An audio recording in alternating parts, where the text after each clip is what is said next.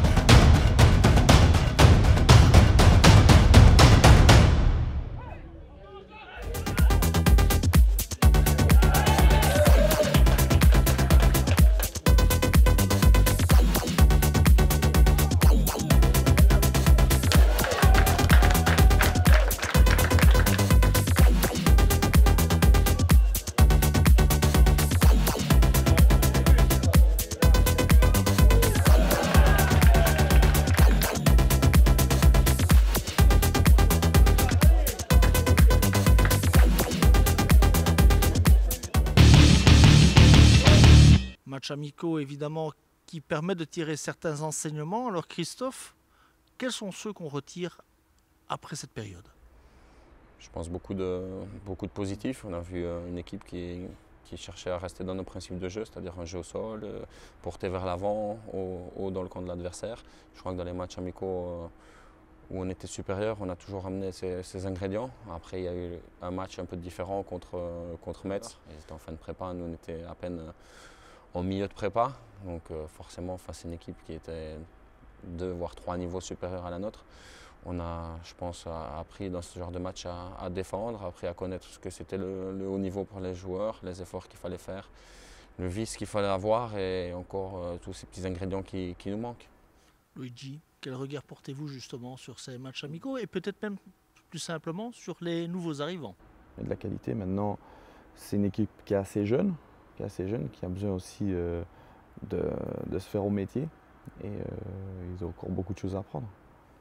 Sanogo, Machado, ce sont des nouveaux joueurs, Sabouni aussi. Alors parlez-nous un petit peu justement de vos nouveaux. Je crois qu'on avait ciblé les joueurs dont on avait besoin. On les a vus à l'œuvre aussi, donc on n'était pas dans l'inconnu avec des joueurs qui nous étaient amenés. Je pense qu'on les a choisis ensemble avec la direction. Je pense que c'était très important aussi. Je crois que chaque joueur va nous amener un plus cette année. Je crois qu'ils ont chacun leur qualité. On ne va pas parler individuellement des joueurs, l'important ce sera le collectif, même si on sait que certainement de nouveaux joueurs arriveront encore. Oui, ce n'est pas fini. Et ce n'est pas fini non plus, évidemment, en termes de préparation, parce qu'il y avait la Coupe de Belgique. Et cette année, Serein a fait plus que bien, puisqu'il n'a pas été éliminé au premier tour comme la saison dernière. Il est allé au troisième résumé des matchs de coupe.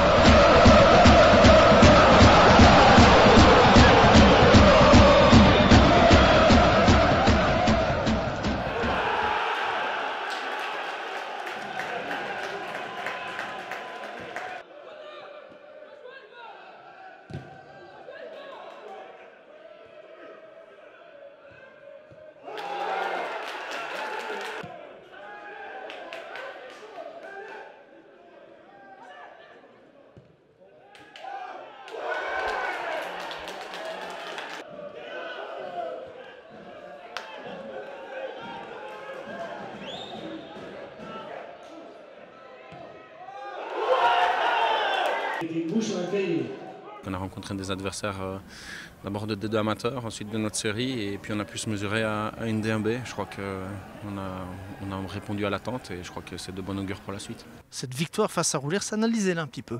On avait regardé les vidéos de l'adversaire, on savait qu'il y avait de la place. Une équipe qui était un peu dans le doute sur ce début de saison avec 1 point sur 9. Qui marquait peu, qui concédait des pénaltys, ça aussi on le savait. Encore aujourd'hui, ça s'est vérifié. Je crois qu'avec un peu de réussite sur ce match, on mérite, je pense, une victoire un peu plus large. Le ballon n'est pas rentré pour nous, espérons que ça continuera à rentrer pour le championnat et qu'on en a gardé un petit peu pour le championnat. Messieurs, maintenant il faut évidemment parler des objectifs de cette saison. On le sait, c'est le top 4. Il y aura de la concurrence pour accéder à ce top 4, au vu des qualités, au vu de ce qu'on a montré la saison dernière.